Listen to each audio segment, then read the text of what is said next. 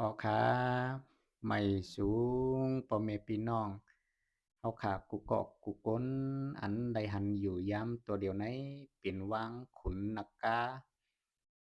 มีอยู่เหนือศาลาใหม่สามจั่นในวัดพระธาตุลอยเว้า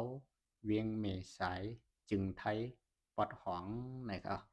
พอเข้ามาในกรุงฮู้ธรรมเยาติไลหันนักกามีตั้งนำตั้งหลาย อีกป้ามีฝางห่างคุณผีติวะเขาไว้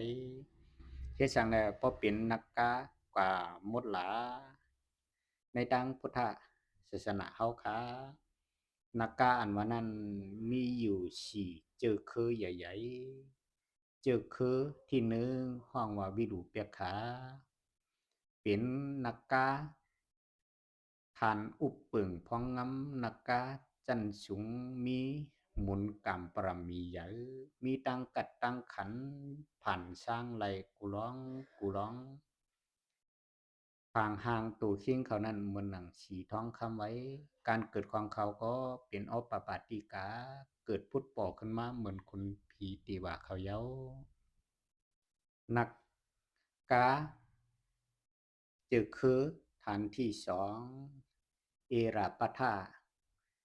เป็นนักกาอันฐานสูงมีตั้งกัดตั้งขันเขียวยอมหนังเกาเมื่อหนังหนันโตปานันตาอันแข่งตากันตั้งปอเจ้ามหามกกลันทีนั้นพางห้างตูคิงเขานั่นเป็นสีเขียวไว้การเกิดของเขาก็อันตาจะเกิดพุทธปอกขึ้นมาในไข นักกาคือที่สามสัปยพุทธาพางห่างตัวคิงของเขาก็มีหลายสีไว้เหมือนหนังสีหุ้งให้การเกิดของเขานั้นจราพุทธาเกิดในก่อนเลิดเหมือนหนังก้นเฮาขานักกาคือที่สีกันหากตมาพางห่างตัวคิงเขาเป็นสีล้ำไว้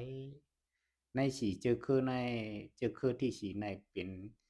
ฐานเตรียมชุดเย้าการเกิดของเขาก็สั่งสีตาจ้าเกิดในนำตู่นำเนาอันไหลหันหลังคาอยู่ย้ำตัวเดียวใน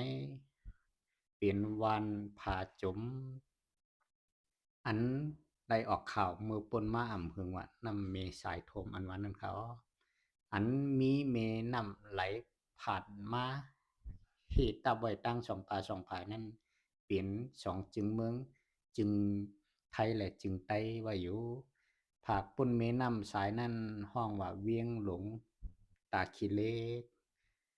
จึงไต้ปอดออกคงในครับก็มีตื่อตั้งมีข่าวย้ำไหลมาเอวดีก็ในจึง ย้ำเจ้ากลางในข้าวกัดในเปลี่ยนข้าวย้ำอัน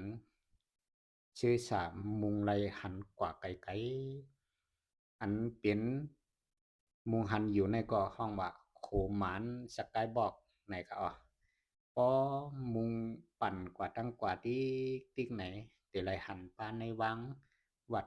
พระทัดลอยเว้าอันเปลี่ยนอยู่เนือจิกลอยสิเลยมุงหันพอปั่นขอบตั้งเสียง มีตื่อตังมีข่าวยามเสียแลมา VLDC ไทยคลิปวิดีโอมาผักตอนถึงปอเมพี่น้องเฮาค้าไหนครับย้อนใหม่สูงค้า